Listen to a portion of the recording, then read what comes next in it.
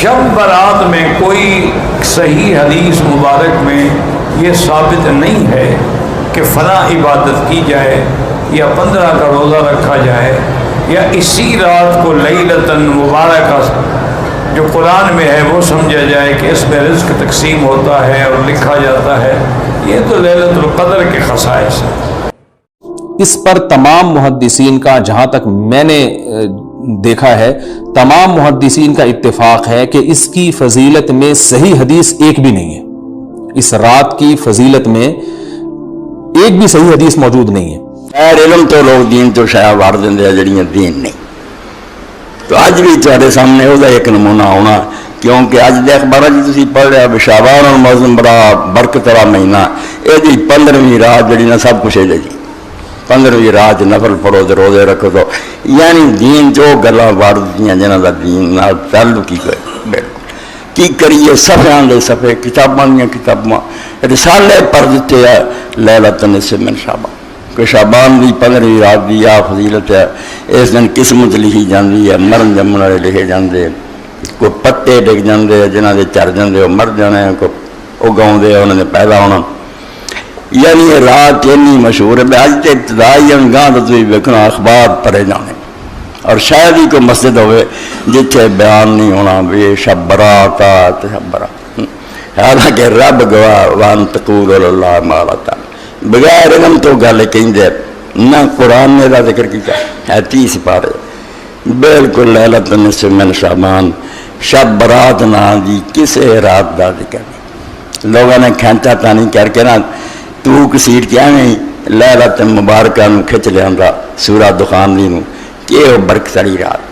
حالانکہ ساری دنیا دے مسلمان علماء جاندے بھی وہ رات جدے قرآن اتریا اور رمضان دی ایک رات ہے، شہر رمضان الذی انزل فیہ القرآن، اور وہ رات ہوئی ہے جنہوں اللہ نے انا انزلناہ فی لیلۃ القدر آ قدر دی رات. اس قدر دی رات قرآن اتریا ہے. لیلۃ مبارکہ بالکل شعبان دی رات کوئی شاید، مگر یہ بارے روایت ہیں مشہور ہے کہ تسی آلے لو متناہی ہے. اگر ابن جوزی رحمۃ اللہ علیہ دوسری جگہ اٹھا لو 14-15 تو اتھے ہی آئی کہ فلاں صحابی آ سناؤں حضور آ کر رہے سی آ کر رہے سی سجدے پیر دعا کر دی. مگر شکر ہے کہ انہوں نے کلی کلی کا پوسٹ مارٹم یہاں چ کوئی صحیح نہیں، نہ کسی کا راوی درست ہے جعلی. تو مسلمان جدوں یہ زوال کا شکار ہو گئے بالکل چھٹ بیٹھے، نہ کوئی جہاد، نہ اسلامی حکومت، نہ کرن دا کوئی کام. ویلے آئے اسی دن مناؤ، کوئی نہ کوئی دن لبنا چاہیے جدن حلوے پکڑ، پوڑیاں پکڑ، ناچ گانے اور اپنا نچن ٹپن کھان پین، یہ تندا انہوں رہ گئی. اس پاروں اس جاہلیت دے دور سمجھو اس زوال دے زمانے بڑی بیٹاں ایجاد ہوئی ہیں. لوگ حیران ہو جاتے یار مولوی سوئے میں اتنا بولڈوزر ہی پھیر دینا بھی گل کوئی ہوئے تو پھر گل کری. ہاں بالکل تبلیغی جماعت دے مولوی لگے ہونے، دیوبندی لگے ہونے، شب برات جاگو فلانا. او خدا دے بندے ہو اللہ دا دین آندا جس زیادہ طور کو ثبوت کوئی نہیں ہو دین سے داخل نہ کرو، بالکل کوئی دا ذکر نہ کرو، نہ قرآن اس رات دا بیان کردا، نہ اللہ دے رسول تو ایڈیاں مستند ہوندیاں تے جڑے اہل سنت دیاں وڈیاں کتاباں ہیں، بخاری ہے، مسلم ہے، موطا، کوئی ذکر کرنا نہ نہیں لیا، بالکل ذکر تک نہیں کیتا. 15 شعبان کی رات جسے عرف عام میں شب برات کہا جاتا ہے، چھٹکارے کی رات. حالانکہ یہ چھٹکارے کی رات دراصل حقیقت میں جو قرآن کی روح سے چھٹکارے کی رات ہے اور تقدیر کے فیصلوں کی رات ہے، وہ رمضان کے آخری عشرے کی تاک راتوں میں سے ایک رات ہے. میں انشاءاللہ اس پہ احادیث بھی بیان کر دوں گا. بہرحال یہ 5 احادیث پبلک میں مشہور ہیں، 5 کی 5 ضعیف ہیں. سن لیجئے. پہلی حدیث جامعہ ترمذی اور سنن ابن ماجہ سے ہے، مشکات میں ہے 1299، بڑی مشہور حدیث ہے. اما عائشہ رضی اللہ تعالیٰ عنہ کہتی ہیں آپ صلی اللہ علیہ وآلہ وسلم کو میں نے ایک رات بستر پہ نہیں پایا تو میں آپ کو ڈھونڈتے ہوئے نکلی تو آپ صلی اللہ علیہ وآلہ وسلم بقیع غرقد تشریف لے گئے تھے، بقیع قبرستان میں، اور آپ صلی اللہ علیہ وآلہ وسلم نے وہاں پر یعنی دعا فرمائی. اور اما عائشہ کہتی ہیں کہ میں آپ صلی اللہ علیہ وآلہ وسلم سے پہلے ہی واپس آ گئی تو آپ صلی اللہ علیہ وسلم نے مجھ سے مخاطب ہو کر فرمایا کہ کیا تم نے یہ گمان کیا تھا کہ اللہ اور اس کا رسول تم سے خیانت کریں گے؟ یعنی سانس پھولا ہوا تھا تو آپ کو پتہ چل گیا کہ یہ میرے پیچھے آئی تھی. یعنی مراد یہ کہ تم یہ سمجھی کہ میں کسی اور زوجہ کے پاس چلی گئی، اور وہی اما عائشہ نے کہا کہ ہاں میں یہی سمجھی تھی. تو آپ نے فرمایا یہ بے شک نصف شعبان کی رات ہے، یعنی 15ویں رات ہے شعبان کی، 14 اور 15 کی درمیانی رات. اس رات اللہ تعالیٰ آسمان دنیا پر نزول فرماتا ہے جیسا کہ اس کی شان کے لائق ہے، اور بنی کلب کی بکریوں کے بالوں سے بھی زیادہ لوگوں کی مغفرت کر دیتا ہے. لیکن یہ روایت ہے ضعیف. ڈاکٹر طاہر القادری صاحب یہ روایت پڑھتے پڑھتے ٹھٹک گئے، کیونکہ اس کے آگے لکھا تھا امام ترمذی نے کہ روایتی جعلی ہے. لیکن یہ علماء اتنے بے شرم ہیں اور بالکل خیال نہیں کرتے ہیں کہ آدھی حدیثیں پڑھتے ہیں، اور چلے کوئی جاہل ہو تو ہم اس کو بینیفٹ آف ڈاؤٹ دے سکتے ہیں، لیکن اگر کوئی عالم اس طرح کی کام کرے گا تو اس کو تو پھر ہم نہیں چھوڑیں گے. یہ بے شرمی کی انتہا ہے اور علمی خیانت کی انتہا ہے. ٹھٹک گئے. آگے کے الفاظ ہیں، امام ترمذی کہتے ہیں کہ یہ روایت منقطع ہے. سب سے شدید جرح ہے کہ راویوں کی ملاقات ہی نہیں ہے آپس میں، اور وہ کہتے ہیں اس میں جو تبع تابعی ہے یحییٰ بن کثیر، اس کی ملاقات تابعی عروہ سے ثابت نہیں جو سیدہ عائشہ کے بھانجے تھے، اور جو تبع تابعی ہے حجاج، اس کی ملاقات یحییٰ بن کثیر سے سما ثابت نہیں ہے. اور پھر ساتھ امام ترمذی نے لکھا کہ میں نے اپنے استاد امام بخاری رحمہ اللہ تعالی، جنہوں نے صحیح بخاری لکھی ہے، ان سے جب اس حدیث کے بارے میں پوچھا تو انہوں نے بھی کہا یہ حدیث صحیح نہیں ہے، یہ حدیث ضعیف ہے، اور یہ سارے حکم انہوں نے بتائے.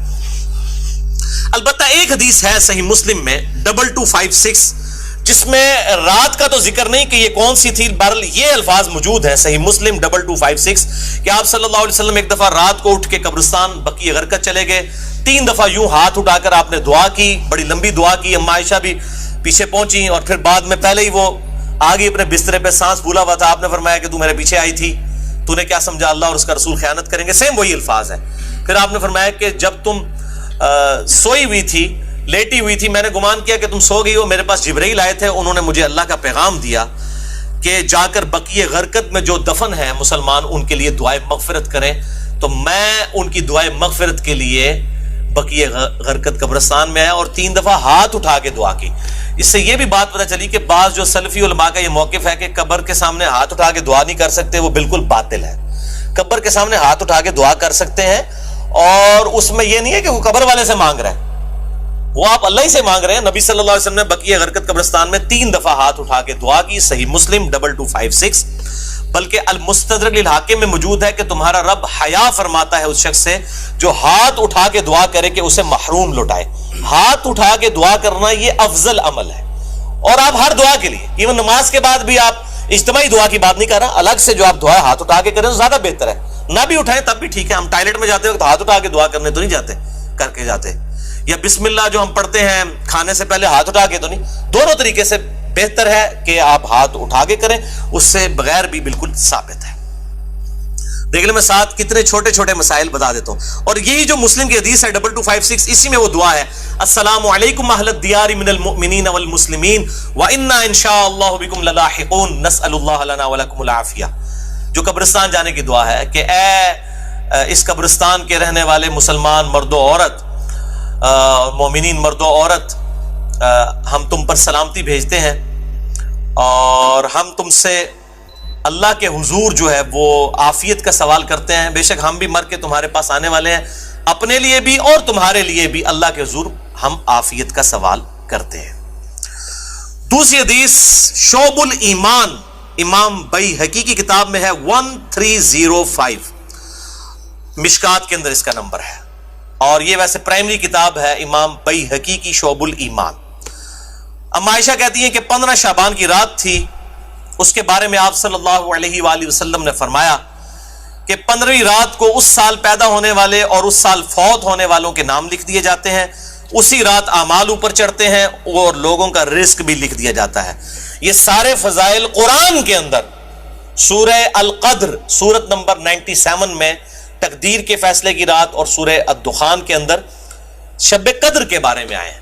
اور میرا اصول یہ ہے کہ اگر کوئی حدیث جس کو محدثین بھی ضعیف کہہ رہے ہوں اور وہ قرآن سے بھی ٹکرا رہی ہو تو اس کو ریجیکٹ کرنا بالکل آسان کام ہے. اس حوالے سے وہ حدیث بھی میں انشاءاللہ بعد میں بتا دیتا ہوں. تو یہ روایت بھی منقطع ہے.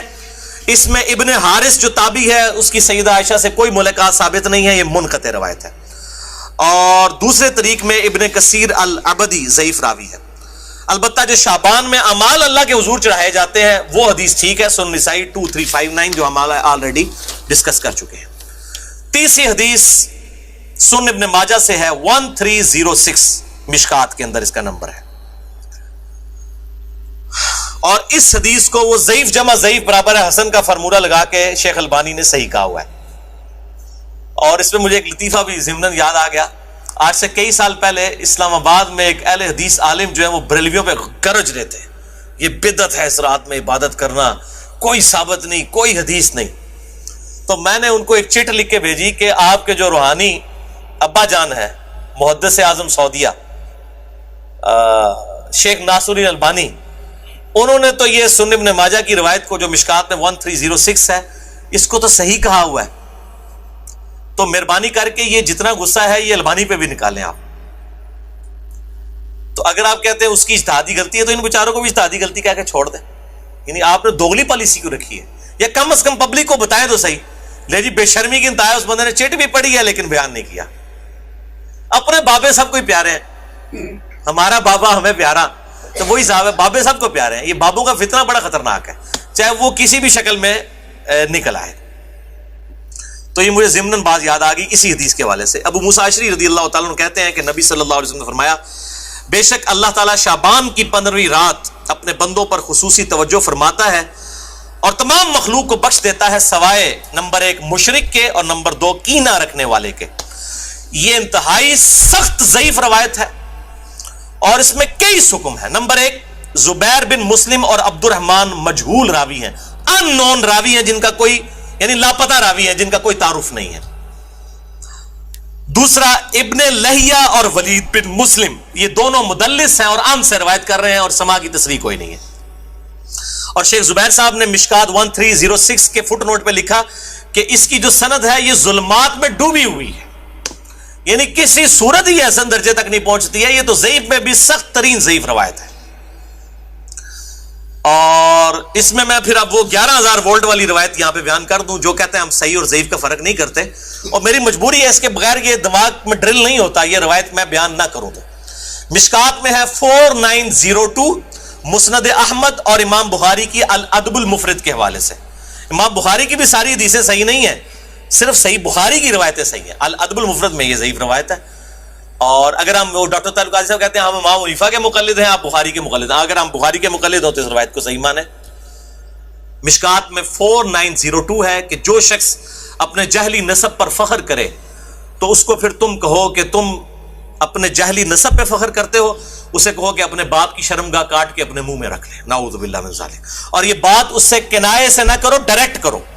اتنی بےہودہ بات آپ صلی اللہ علیہ وسلم کبھی کہہ سکتے ہیں؟ وَإِنَّكَ لَعَلَىٰ خُلُقٍ عَظِيمٍ, اخلاق کے بلند ترین درجے پہ فائز. اور بخاری اور مسلم کی حدیث کہ آپ صلی اللہ علیہ وآلہ وسلم میں کنواری لڑکیوں سے زیادہ شرم و حیا تھی, وہ اس قسم کی بات کر سکتے تھے؟ اس میں بھی یہی حکم ہے. اس میں حسن بصری مدلس ہیں اور ان سے روایت کر رہے ہیں, اور صحیح مسلم کے مقدمے میں موجود ہے کہ مدلس کی ان والی روایت سما کی تصریح کے بغیر ضعیف ہوگی. مسئلہ نمبر 36 میرا سن لیں, ضعیف الاسناد اور من گھڑت احادیث کے فتنے کا تحقیقی جائزہ, جسے شوق ہو تو یہ میں نے الزامی جواب پھکی کے طور پہ یہ اینٹی وائنم دیا تھا, یہ والی روایت. چوتھی حدیث مسند احمد سے ہے, مشکات میں ہے 1307 عبداللہ ابن عمر بن عاص, سیم الفاظ ہیں وہی کہ 15ویں رات کو سب کی مغفرت ہو جاتی ہے, لیکن اس میں الفاظ ہیں سوائے خودکشی کرنے والے کے اور کینہ رکھنے والے کے. لیکن اس میں ابن لہیہ جو ہیں وہ مدلس, اس میں تو نہیں ہے, ویسے وہ مدلس راوی ہیں, لیکن اس میں ان کی یہ روایت اختلاط کے بعد کی ہے, یعنی جب ان کا حافظہ بگڑ گیا تھا. یہ امام حاکم نے المستدرک الحاکم میں کئی روایتوں کو بخاری مسلم کی شرط پہ صحیح کہا ہے, اور بات بھی صحیح ہے کہ بخاری اور مسلم کے راویوں سے وہ حدیثیں ہیں, لیکن ان میں کئی راوی ایسے ہیں, کئی صحابہ بھی ایسے ہیں کہ وفات سے پہلے وہ اپنی حدیثوں کو مکس کر جاتے تھے, حافظہ کمزور پڑ گیا. تو اگر راوی ثقہ ہو بعد میں اس کا حافظہ بگڑ جائے تو اس کے حافظہ بگڑنے سے پہلی والی روایتیں جو ہوں گی وہ صحیح ہوں گی, بعد والی ضعیف ہوں گی. یہ بعد والی ہے کیوں؟ جو راوی ان سے یہ روایت بیان کر رہا ہے اس کی ملاقات ان کا حافظہ بگڑنے کے بعد ہوئی ہے, وہ پہلے کا راوی نہیں ہے. اسی وجہ سے امام حاکم کی کئی روایتیں جن کو وہ بخاری اور مسلم کی شرط پہ صحیح کہتے ہیں وہ ضعیف ہو جاتی ہیں. یہ میں آپ کو ٹیکنیکل پوائنٹ بتا رہا ہوں. وہ حضرت آدم کی توبہ قبول ہونے والا جو واقعہ ہے نبی صلی اللہ علیہ وآلہ وسلم کے وسیلے سے, مسئلہ نمبر 43 میں بھی میں نے بتایا, وہ روایت جو ہے وہ امام حاکم نے تو بخاری مسلم کی شرط پہ صحیح کہا ہے, لیکن وہ روایت تو ضعیف ہے. اور سخت ضعیف روایت ہے. تو یہ چیزیں خیال رکھی جائیں. اور یہاں پہ میں ایک ضمناً اور بات بھی عرض کر دوں کہ یہ اہل تشیع کے ہاں بھی شعبانیہ منایا جاتا ہے 15 شعبان کی رات کو. وہ شب برات نہیں منا رہے ہوتے ہیں, وہ امام محمد بن حسن عسکری کا یوم ولادت مناتے ہیں. ان کے ہاں بھی یہ کانسیپٹ نہیں ہے شب برات والا, لیکن وہ ہمارے بریلوی بھائی خوش ہو رہے ہوتے ہیں کہ انہوں نے بھی لائٹنگ کی ہوئی, ہم نے بھی کی ہے, تے سنی شیعہ دا اجماع بنا لیندے نے. دیکھو اجماع کوئی نہیں ہے, وہ اپنے چکر چ ہوندے, تسی اپنے چکر چ ہوندے ہو. ٹھیک ہے, اسی اپنے چکر چ اسی اپنی آخرت دی فکر چ. تو وہ امام محمد بن حسن عسکری کا یوم ولادت. 5ویں حدیث سنن ابن ماجہ سے ہے, مشکات میں 1308. مولا علی رضی اللہ تعالیٰ عنہ علیہ السلام سے ہے کہ جب شعبان کی 15ویں رات ہو تو آپ صلی اللہ علیہ وسلم نے فرمایا دن کا قیام کرو, رات کا قیام کرو, دن کا روزہ رکھو. اب دن کا روزہ الگ سے صحیح مسلم وہ 27 جو 45 نمبر حدیث تھی اس سے ثابت ہے, اس کی وجہ سے میں نہیں, وہ الگ سے, کیونکہ غروب آفتاب سے طلوع فجر تک آسمان دنیا پر اللہ تعالیٰ نزول فرماتا ہے اور کہتا ہے کوئی مغفرت کا طالب کہ میں اسے بخش دوں, ہے کوئی رزق مانگنے والا کہ میں اسے عطا کروں, ہے کوئی عافیت چاہنے والا کہ اسے عافیت دوں. اور یہ سلسلہ طلوع فجر تک حتی مطلع الفجر, وہ جو سورہ قدر میں شب قدر کے بارے میں آتا ہے, یہ وہی الفاظ ہیں. یہ روزانہ ہوتا ہے, تہائی رات آخری جب رہ جاتی ہے. بخاری مسلم کے حوالے سے میں حدیث بیان کر چکا ہوں. تو 15 شعبان کا روزہ جو ہے وہ معاملہ بالکل الگ ہے. اس حوالے سے اور کئی روایتیں ہیں. شیخ زبیر علی رحمہ اللہ تعالیٰ نے ایک پورا مضمون لکھا تھا جو مقالات کی پہلی جلد کے اندر وہ مضمون موجود ہے, جسے شوق ہے تو وہ پڑھ سکتا ہے. 14-15 صفحوں کا مضمون ہے جس میں انہوں نے یہ ساری بحثیں اس کی ضعیف روایتوں کے حوالے سے کی ہیں, اور انہوں نے ہی ایک صحیح قول بھی ایک تابعی کا لکھا. لیکن چونکہ تابعی کا قول مقطوع ہوتا ہے اور تابعی اگر کوئی غیب کی بات کرے گا تو وہ ضروری نہیں کسی صحابی سے سنی ہو, وہ کسی دوسرے تابعی سے بھی سن سکتا ہے. صحابی کی غیبی خبر جو ہے نا بیان کی ہوئی وہ امپلائڈ ہے کہ نبی صلی اللہ علیہ وآلہ وسلم سے سنی ہے. صحابی کی جو مرسل ہے وہ ایکسیپٹیبل ہے, اسے ہم موقوف روایت کہتے ہیں. تابعی کی مرسل ایکسیپٹیبل نہیں, اس کو ہم مقطوع کہتے ہیں. یہ غیبی خبر سے متعلق ہے, لیکن یہ تابعی تک قول ثابت ہے. اس کا مطلب یہ ہوا کہ اس زمانے میں بھی یہ مسئلہ موجود تھا. مکحول تابعی ہیں شام کے, یہ مشہور تابعی ہیں, اور ان کے بارے میں مشہور ہے کہ اکثر مرسل روایتیں چھوٹے ہوئے واسطوں والی بیان کرتے تھے. شعب الایمان امام بیہقی کی کتاب میں انٹرنیشنل نمبر کے مطابق 3671 نمبر یہ روایت ہے. وہ کہتے ہیں کہ 15ویں شعبان کو اللہ تعالیٰ زمین والوں کی طرف متوجہ ہوتا ہے 15ویں شعبان کی رات کو, اور کافر اور کینہ رکھنے والے کے سوا سب کو بخش دیتا ہے. اب یہ روایتیں اتنی زیادہ ہیں کہ اس کی وجہ سے بعض اہل حدیث علماء کا بھی یہ موقف ہے کہ کچھ نہ کچھ اس کی اصل موجود ہے. اکثر تو نہیں مانتے لیکن کچھ اہل حدیث علماء بھی مانتے ہیں, اور دیوبند بریلوی تو ویسے ہی مانتے ہیں. اور میرا موقف شروع سے جو تھا وہی ہے کہ میں ہمیشہ فتویٰ نہیں لگاتا, خود کرتا نہیں ہوں, کسی پہ فتویٰ نہیں لگاتا. میرا مسئلہ نمبر 44 پرانا بھی سن لیں اور اب یہ نیا بھی آج ریکارڈ ہو رہا ہے. میرا موقف وہی تھا 5 سال پہلے بھی, اور باقی میں خود کیوں نہیں کرتا, جب تک کوئی چیز اتھینٹیکیٹ نہ ہو جائے تو نہیں کرنی چاہیے. یہ اکثر کہتے ہیں نیکی کا کام ہے, خیر ہے کرنے دو جی. لوگ سال کے بعد اگر کوئی نکلی ہے عبادت کے لیے, تو میرے بھائی سال کے بعد لوگ عید کی نماز کے لیے نکلتے ہیں, تو آپ عید کی اذان کیوں نہیں دیتے ہیں لوگوں کو بلانے کے لیے؟